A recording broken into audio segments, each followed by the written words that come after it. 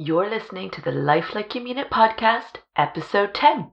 I think most of us aren't naive enough to think that someone in an abusive relationship can always easily leave.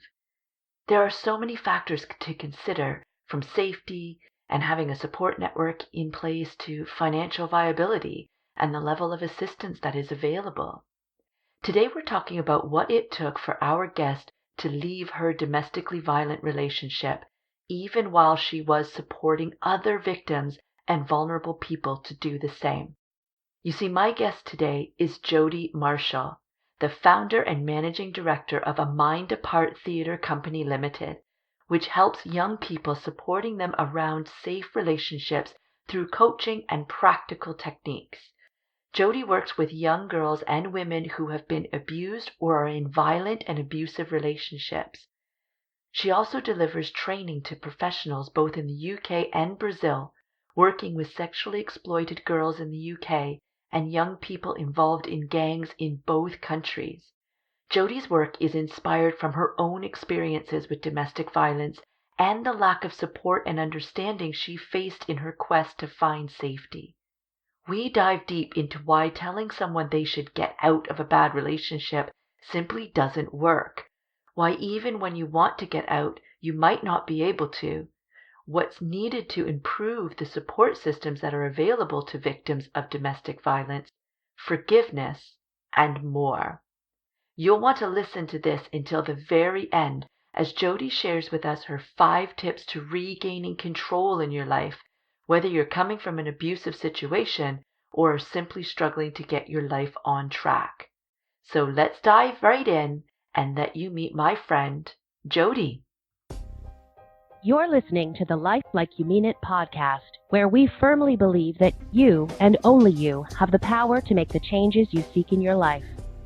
Survivor of 10 years of child abuse, Lisa Sabaniak, will help you to empower yourself to overcome your limitations in whatever form they take to build the life you truly deserve. It's time to hear from fellow experts who know firsthand what building a successful and satisfying life because of our past experiences is like, and exactly what it takes to do it. If you're ready, willing and able to get honest with yourself, roll up your sleeves and get your hands dirty with the hard work that lasting change takes, you're in the right place. Here's your host, NLP practitioner, speaker, Reiki master, author, and chipaholic, Lisa Sabaniak. Today's episode is dedicated to Sniff and Bark. This online store is the most adorable thing I have seen in a long time. If you haven't guessed it by its name, it's an online store offering the cutest doggy collars, leashes, and combo sets that you've ever seen. You can even customize your collar. They also have hilarious shark fin life jackets and accessories like travel water bottles.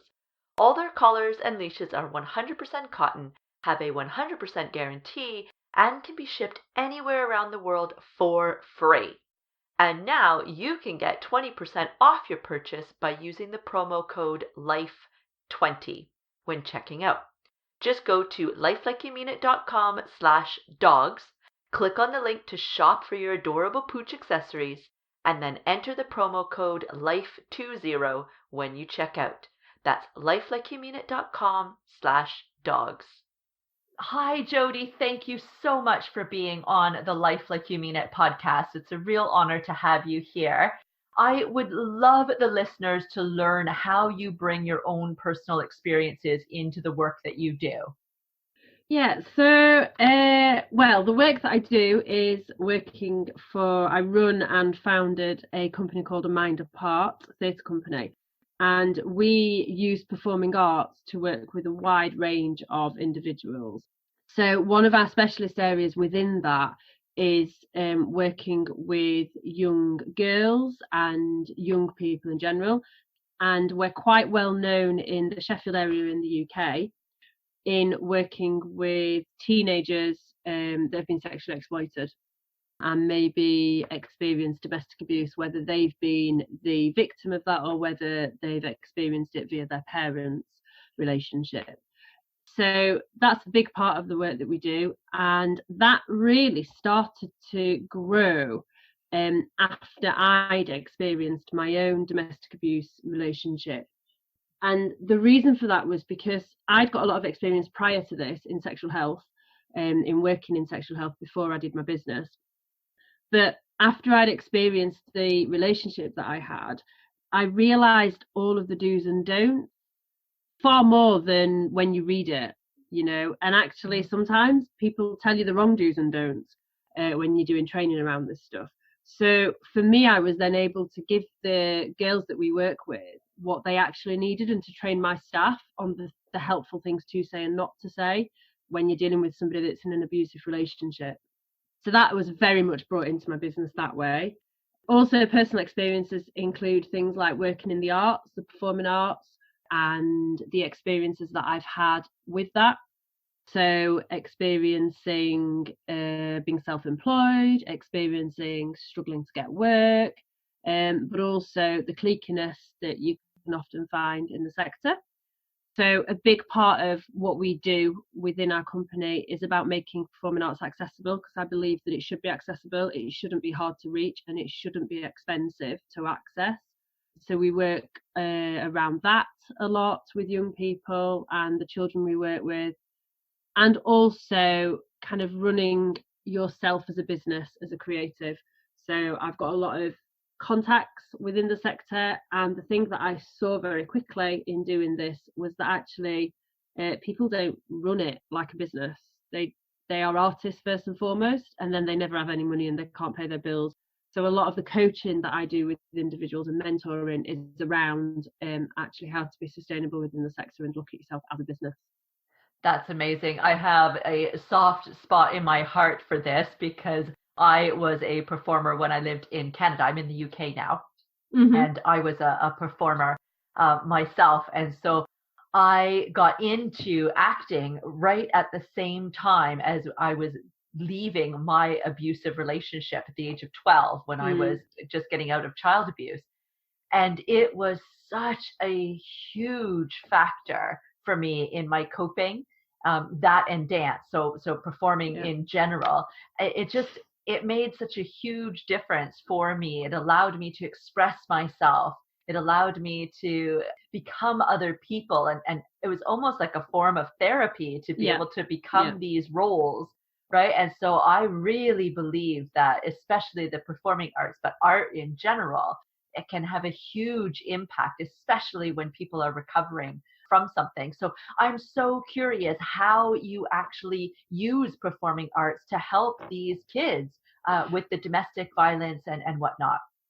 So before I talk about how we use it with the kids, when I was going through the situation myself, one of the things that I did that was almost therapy for me, well, it was therapy for me really, was I wrote a series of monologues based around domestic abuse.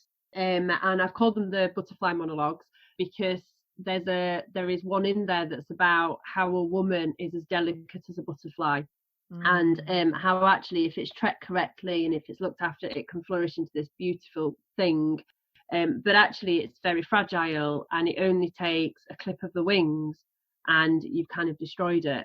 So it kind of looks at that in this monologue. So the whole series is called Butterfly Monologues. And I'm actually planning at some point on getting those produced, but also getting them published into a text that I can then use with the young people that we work with.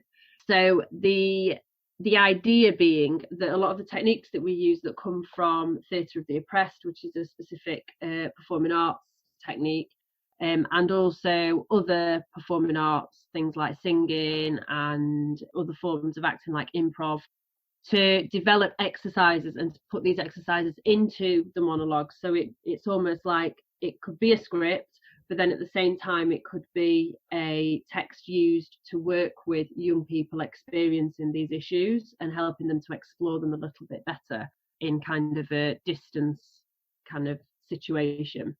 So we do a lot of that sort of work where we're looking at actually almost looking at it in third person so they can distance themselves from it, because as most therapists will tell you, when you're able to do that, you can actually observe it better and reflect it better.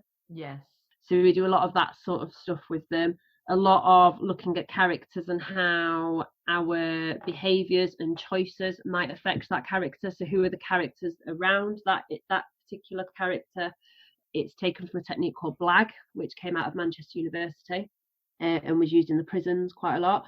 So we use elements of that as well in our work, which really just helps students to look at their life kind of, as I said, in an objective way, so that they can actually see what is going on, but put a distance between them and this kind of the situation, I guess.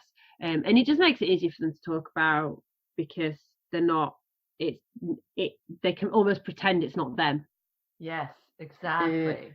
So actually, a lot of the time we will get students almost referring to the situation as in third person. So they'll be telling us stuff safeguarding wise, but actually they're referring to this person as, I don't know, somebody else, that's got a different name, which I find quite interesting, because we often get that even before we've done the work with them, that they're already distancing themselves from it and creating it kind of as a third person thing. That's so interesting. So this business of yours, A Mind Apart, did you start that because of your domestic violence situation, or no, ironically started? No, ironically I didn't. So I started it at 21, straight after university, and in my gap year before university I'd lived in Brazil for 6 months, and I worked with street children in Brazil. And I realised very quickly that I wanted to work with the most vulnerable in society. And what I saw with these street children was that they were making decisions that almost, it felt to them like there was no choice in that decision. And actually that decision became about survival rather than what me and you might, make a decision about. It's not necessarily survival. Yes. So things like, selling drugs, actually, they weren't selling drugs because they wanted to. It was all about survival and being able to put food on their table because their parents weren't earning. They couldn't get a job because of the postcode they lived in and all of that stuff. So I very quickly realised that's what I wanted to do. And initially I was going to go out there and do the work out there. But then when I started doing bits and bobs here, whilst I was at university and also after I'd graduated, I realised very quickly that actually we were suffering from the same situation, the same issues that they were suffering from. And actually it wasn't much different. And the gang crime, which is another area I specialise in, the sexual exploitation stuff, the drug scene, we were much better at hiding it, and it was all underground. So I moved to an area of the city where I knew a lot of that stuff was happening, so that I could understand what was going on with those young people. And I went back to my youth worker roots, and all whilst doing A Mind Apart still, and started to connect A Mind Apart with other youth workers and do partnership work with those that I knew, so that I could actually go in. So me, myself, I wasn't paying my staff to do it. I was going in to these youth centres and actually speaking to these kids and finding out what was going on. And through that, we developed our programme, really, or our programmes, there's many now. So so that's kind of where it started. And then kind of, best intentions and all that. And you kind of have this judgment about people that are abused and people in domestic abuse. And I will never, ever judge a person being abused ever again, because I think the thing that hit me about it, one of the things that snapped me out of it was my little sister, who's a few years younger than me, saying to me, "I've not known you take rubbish from anyone." She didn't say it as politely as that. She said, "I've not known you take rubbish from anyone. You wouldn't even take it from my dad when he tried to give it you." Right. And that kind of snapped me out of it, because I thought, well, why am I taking it from this guy? I wouldn't take it from my dad. She's right. I didn't speak to my dad for 4 years because of the relationship I had with him. So why am I taking it from this guy? What's that about? And that kind of was one of the things that snapped me out of it. And then I realised very quickly, I've got to get out of this. And from that stage, you can realise you need to get out of it, but it doesn't mean that you can get out of it or that you're going to get out of it. The two things are very different, because it's one thing to realise it, but for me, he'd moved into my apartment, he'd left his home in London, he told me that he'd no longer got anywhere to live or work in London, he turned up on my doorstep, even though we were talking about moving slowly, he suddenly was there with everything, telling me I can't turn him onto the street. And then suddenly it's happening and you go, what, I've got to get out of this. But when you're in that situation and you are fearing literally for your life, you can't just walk away. And luckily for me, I didn't have children, and we didn't have children during it. It was actually a very short relationship. It was only a year long. Often these relationships can go on for years. Yes. And I think I was very lucky because there were no children, there were no dependents, so I could get out of it. But for me, it was about this. I was renting an apartment. I was very conscious of that. It wasn't just a case of I can leave him in it because it was me on the contract. And if he didn't pay, which he wouldn't have done because he put me in a lot of debt, which I'm still getting out of. Yeah. And this is 10 years later, nearly. Well, I think 8 years later, maybe. Yeah, something like that. So I think, you kind of get to that stage where you go, well, all right, I've got to calculate this. Yes. And I did have to calculate it. So then when you're then working with the young people that are experiencing this, it's not as simple as saying to them, this relationship isn't healthy for you, get out of it now, stop ringing him. Yeah. It's not that simple. Actually, they need a plan. Yes, absolutely. And I can imagine what it does to your own mindset and your beliefs about yourself. I mean, I know that you have shared with me privately about when somebody tells you you're not good enough or, whatever it is for long enough, then you start to believe it. And that's the calculating side of people like that is the first thing that they start to do, isn't it? Yeah. Start to demean and diminish you so that you feel like you're lucky to have this person that's willing to be with you, how terrible you are. And you really do believe that. And so, to have somebody come up and say, no, love, you need to get out of this. It's not that easy because your confidence is gone. Right, you really and truly believe that you don't deserve any better. Yeah, absolutely. And also, I think I got into this place where I'd almost convinced myself, or he convinced me, that all relationships were like this. For me, I was almost like dubbing it down and being like, well, no, there's always issues. And as a child, I went through my parents getting divorced, and it wasn't nice. It wasn't pretty. So I'd also grown up with a dad that had a very short temper. And often that short temper landed on me because I was the middle child and I was the outspoken one. And, that's the reality of it.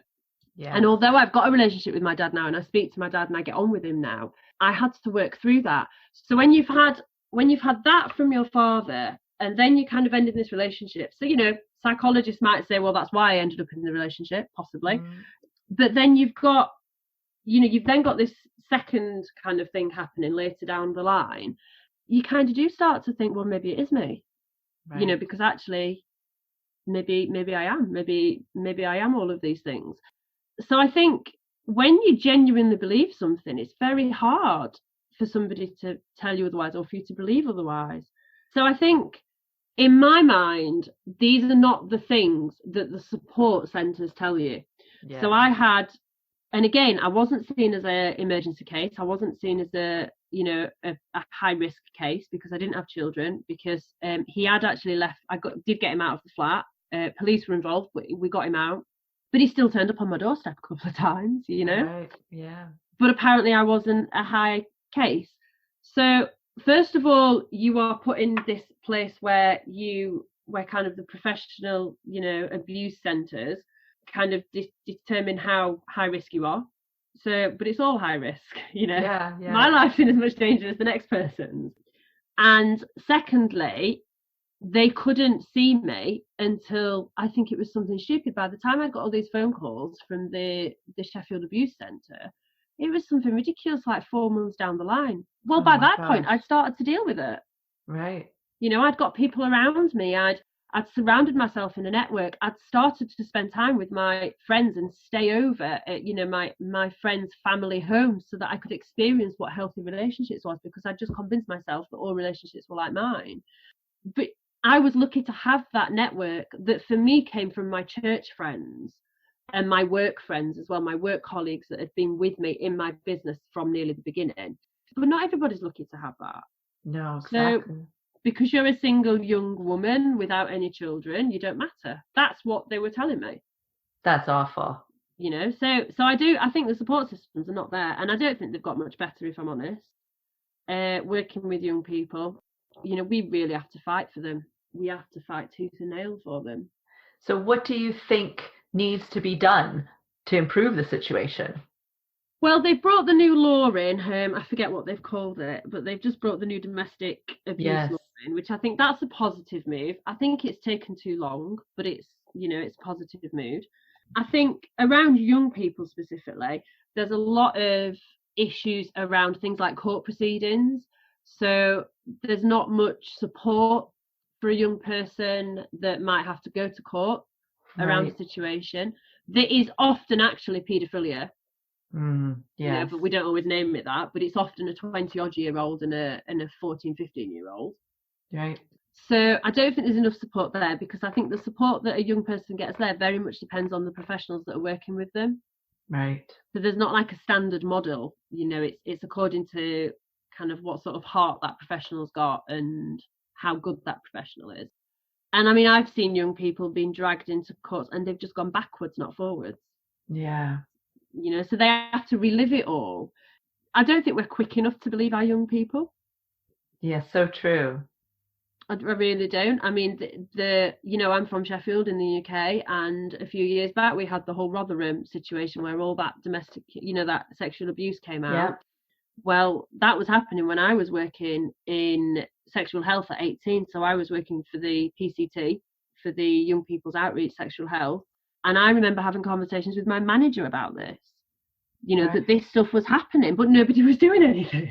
Yeah. You know, like, and we were fighting it and we were going, you need to do something. But because they were out of our remit, you know, what can you do? So I think and I know a lot of professionals that got called upon for the court hearings for that. So I think it's not good enough to look at this 10 years down the line after it's happened. It's just so not. That's it. There is no other, you know, it's just not good enough. End of. Yes. And I think we're letting our young people down, and I think we're letting our women down as well. Yes. I really do. What message does that send to them, right? If they're already feeling like they don't deserve any better, and then they don't have the support systems in place, it just plays into that, doesn't it? Absolutely. I mean, the whole Me Too campaign that came out a while back, you know, actually this was something really positive, but it shouldn't have taken this long for women to feel like they could stand up. And especially in the sector, in the performing arts sector, it's rife. You know, they were all entertainers. It was all coming from actors and entertainers and etc. Yes. And, you know, why are we putting up with it? Why? Why is that okay? Exactly. So can you just walk our listeners through what your mindset was, say, in the middle of your domestic violence situation compared to when you made the decision to actually, no, this is it, I deserve better than this? What shift happened in there with your mindset? So I think my mindset was, I think there's a lot of confusion, but I think the key part of my mindset was survival. I got to a point where I just knew I had to survive.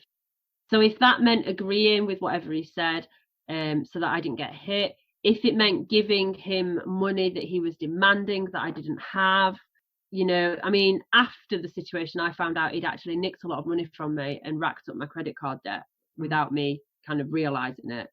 But if, you know, situations where you're kind of just put in a situation, you just go, right now, I've just got to survive and get through this. I mean, you're not even thinking straight. All you're thinking is, I need to survive. Yes. Like, what the decision I make right now is to do with me surviving. So I think I was very much in that mode. The thing that triggered it for me, funnily enough, based on everything he did to me, the thing that actually triggered it for me was one night, we'd had an argument and he stayed out at another girl's house. And that just triggered it for me. It was like the bizarrest thing. He'd done all these awful, horrific things to me. And he'd probably slept with other girls, you know, whilst he was with me. But it was just this one thing suddenly triggered it. And he didn't come back.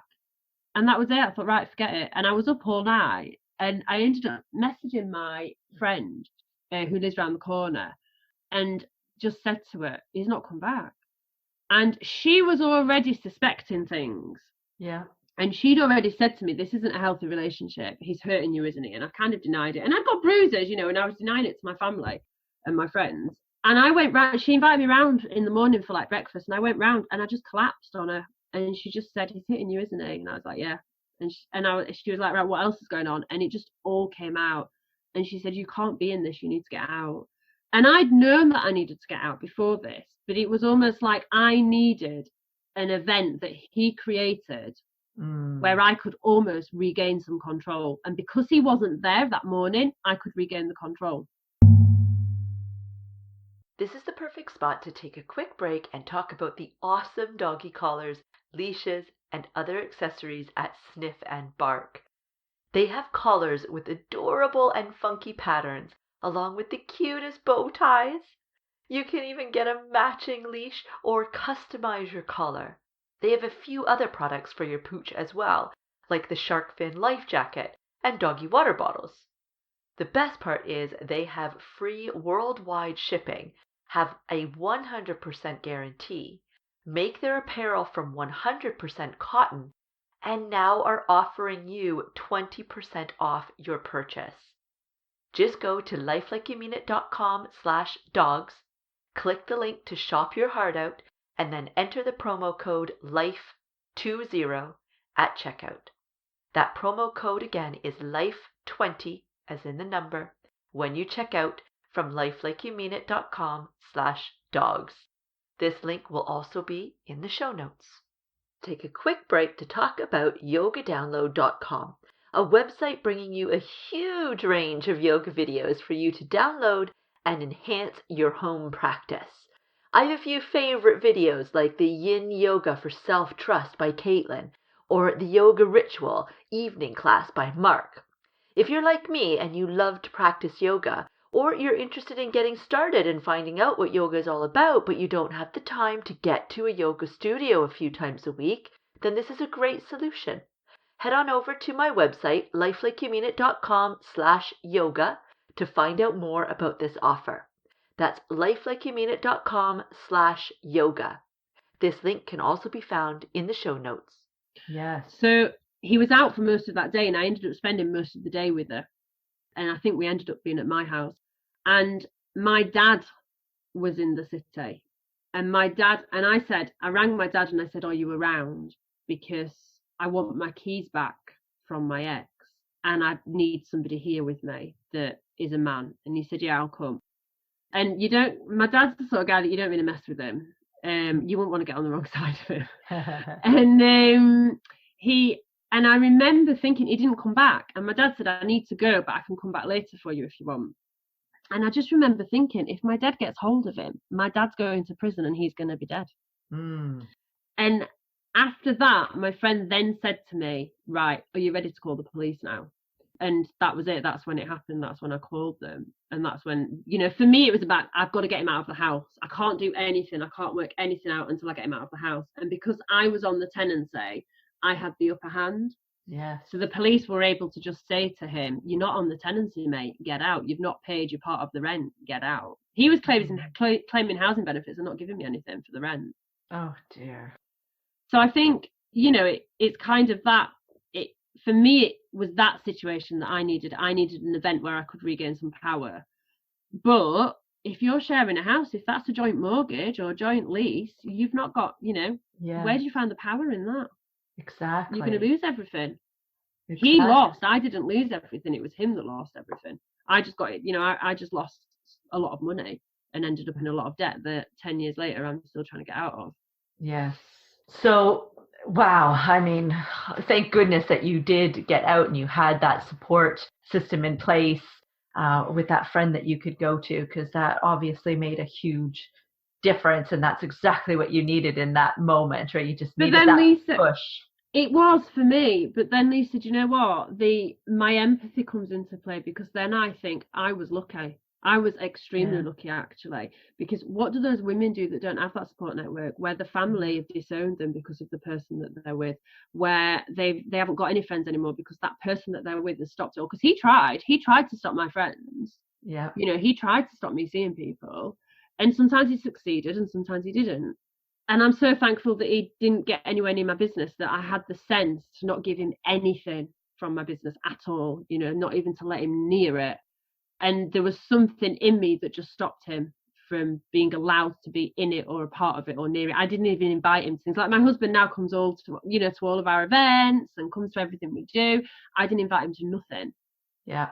So there was something in me that could see it. And for me, my business is my life. That's what I've committed my life to. Money to me is just money. I don't do what I do for money. Yes. I do it because I believe in it. So I think that was almost a bigger gamble for me if I'd have let him near that. Yes. So now, are you able to look back on that experience and be grateful for having the lessons that you learned through that, the experience that you've had, because it helps you to do your job better with helping these kids and these vulnerable people in your business? It's a tough one, isn't it? Because in many ways I say yes, but then in other ways I wouldn't wish that upon anyone, what I dealt with. No, of course not. And you wouldn't want to do it again. No, exactly. Like that. Exactly. Since it has happened, and there's no going back, there's no, you can't change the past. Have you been able to find the positive from that and realize that it's made you a stronger person, and what you bring to the table now, although your passion and your knowledge and everything that you had prior to this was amazing and no doubt helped countless people, but the fact that now you've got this experience and you can relate with them even better, that somehow is made you even better at what you do. Yeah, I think it has. I think no training can be better than experiencing it. Yeah. You can have all the training in the world about this stuff, but if you've never experienced it, you're never really going to get it. Yeah. So I think it's I do. I think it's given me a bigger empathy for people. I think so I was a very devout Christian before all this happened. Very black and white, I'd say. I'm not anymore. I'm a Christian still, but I'm not black and white at all. So I think for me, I would never judge anybody anymore, ever. Yeah. And so for me, I really struggle with a lot of the teachings that the church gives around this sort of stuff, because I just think, well, actually you're teaching it as though it's black and white, and life is not black and white, and it isn't black and white. So, and I was let down by a lot of people in my church that didn't understand how to deal with it, that didn't understand how to connect with me when it happened. And they kind of just said really stupid things, quite frankly, that were like, oh, I've just heard he wasn't a nice man. Right.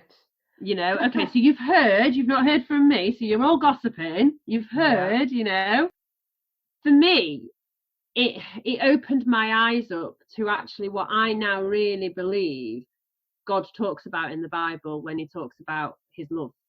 Right. Because I don't think it's the love that a lot of, this sounds awful, but a lot of Christians that might not have experienced deep, hurtful, dramatic, kind of awful things in their life, I think it's harder for them to grasp. Whereas when you've experienced it, and then when you're around other people that daily experience it and they are broken, to be able to step up and say, I still love you no matter what, to me, that's God's love. Yes. And that's how I see it. So for me, that very much comes through in my business. We're not a religious business. We're very secular. However, the values of what we do absolutely come through in that.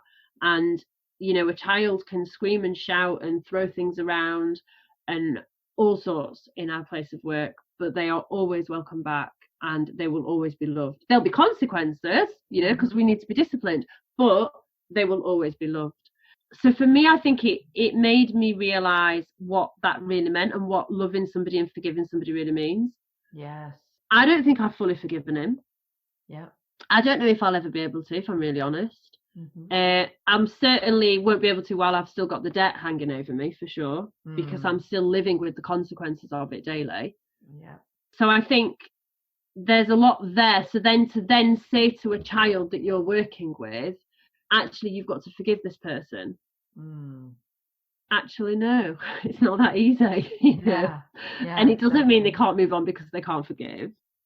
Yes, let's all agree, being able to forgive someone is great, but forgiving doesn't mean forgetting. No, definitely not.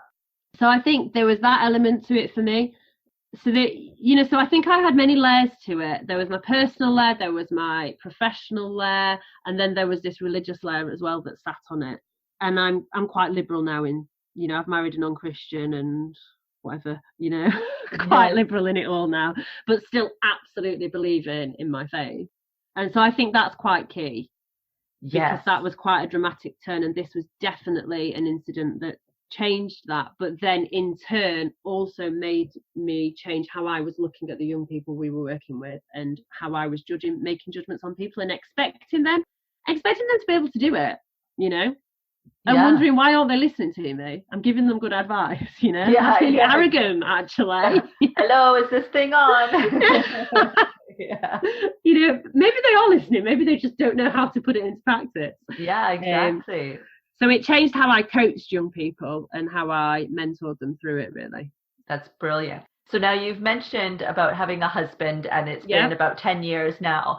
Of course, you still have the financial issues from that, but are there any of those kind of beliefs that got instilled during that time, or any kind of side effects other than the financial that still rear their head from time to time now? So I went through a bit of a so I've only been married, I think we're coming to year 2. Yeah, 2. So in February it'll be 2 years. So I've not been married long, and I went through quite a long phase where I almost lived how most people would live when they're at uni and 18 years old. Kind of went, because I'd not done all of that then, because I was in another relationship with a guy in Brazil, and, you know, so I almost got married to him. And so then suddenly, after this abusive relationship, I suddenly kind of lived how most 18-year-olds would end up living at university, and went a little bit crazy relationship-wise. So then I think more than anything, it made me very wary of men. But I still had this tendency to go for the bad man, what I would call the bad man.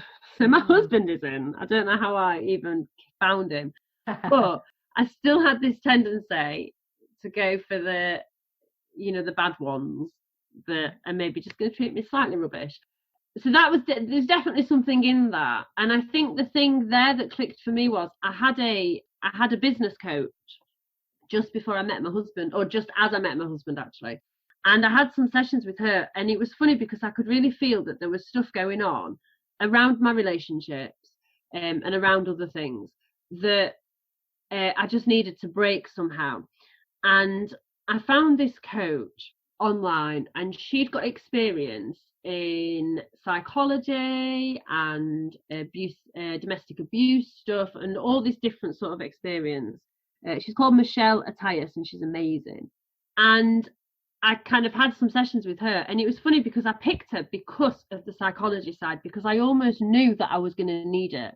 It was like I wasn't quite there for counselling. I wasn't quite ready to say, yes, okay, I need some counselling. But I knew I needed something, and I also needed to work some work stuff out within it. And it was the best thing I did, because not only did she really kind of challenge me with my work situations, but also she really challenged me with my relationship stuff. And I realized very quickly that stuff was tying together, and actually I was letting people kind of control me. So I was working for a charity in London at the time, doing some consultancy work as well as my business. And there were lots of things going on there for me. And I was almost letting it control me, and letting this situation that I wasn't fully happy with control me in every other aspect.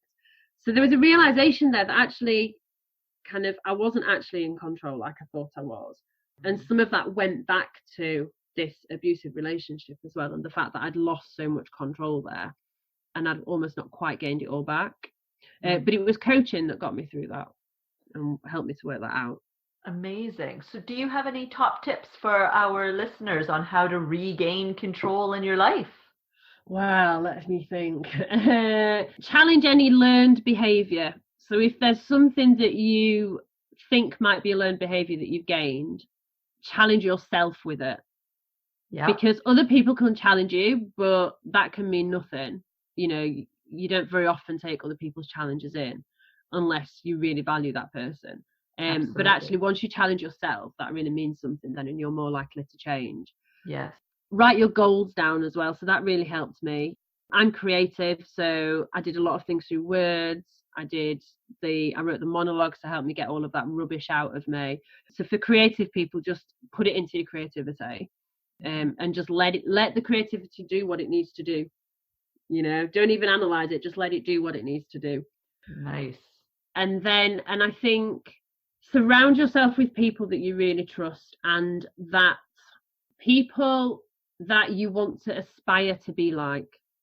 Yeah. So not people you want to be, because you are your own person, but people where they've got a characteristic in them and you think, I want to aspire to be like that. I really admire that particular characteristic in them, and I want to learn that characteristic. So don't surround yourself by people that are going to bring you down. I cut a lot of friends out over the years, because they just weren't healthy for me.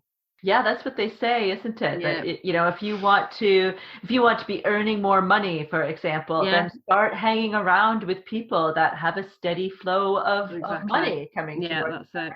If you want to attract a healthy relationship, then hang around with couples that have healthy relationships, right? Because that energy is contagious, isn't it? Absolutely, yeah, absolutely, yeah.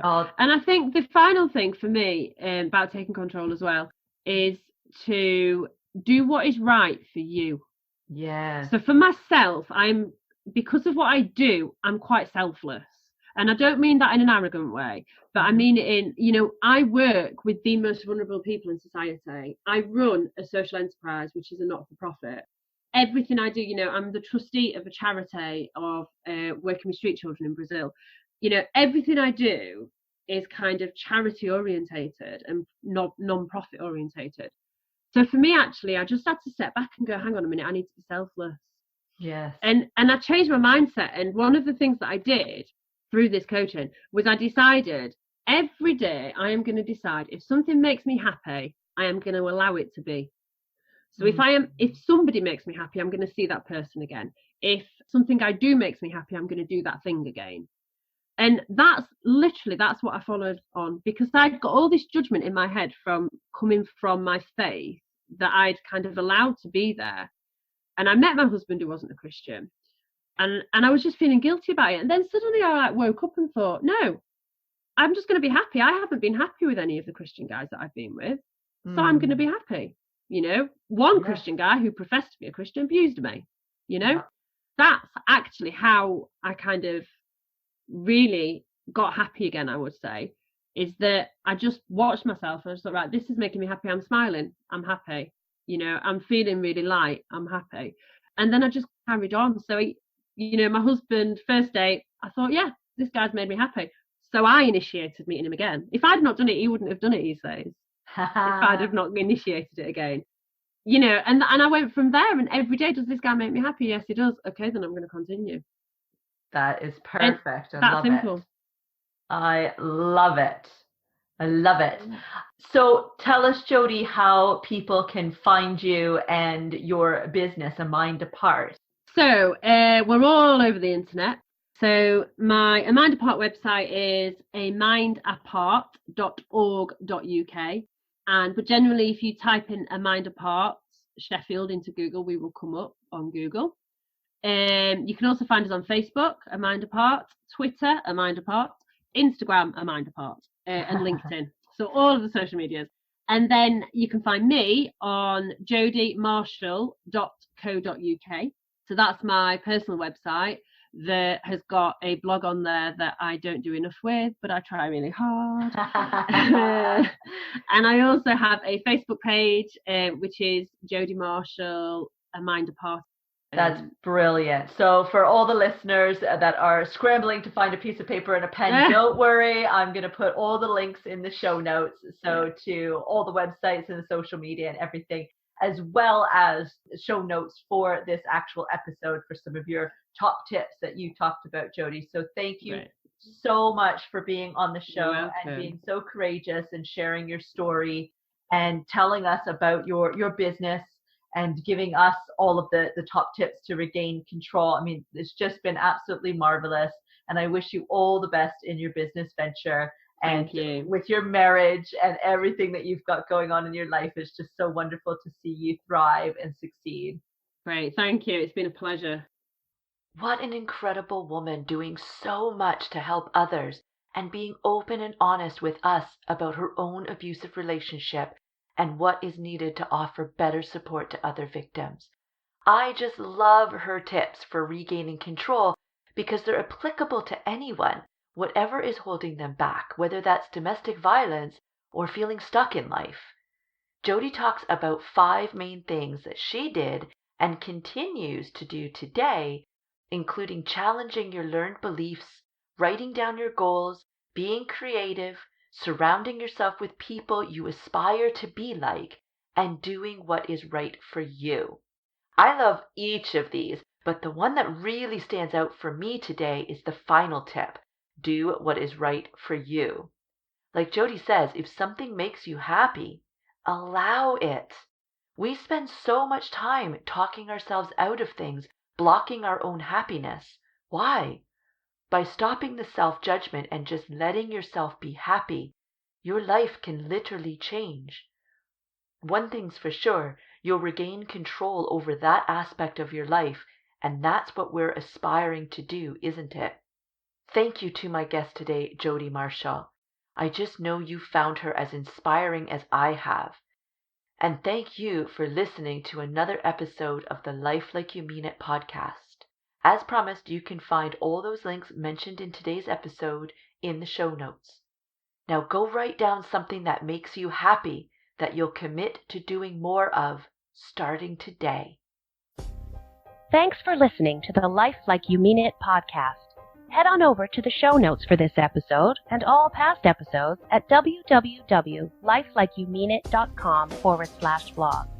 If you love the show, leave a rating and review. Share that love by spreading the word. Post a link to your social media. Share it with your friends and follow or subscribe to the podcast on your favorite podcast hosting site. Thanks so much for tuning in. Until next time, remember to live your life on purpose by living life like you mean it.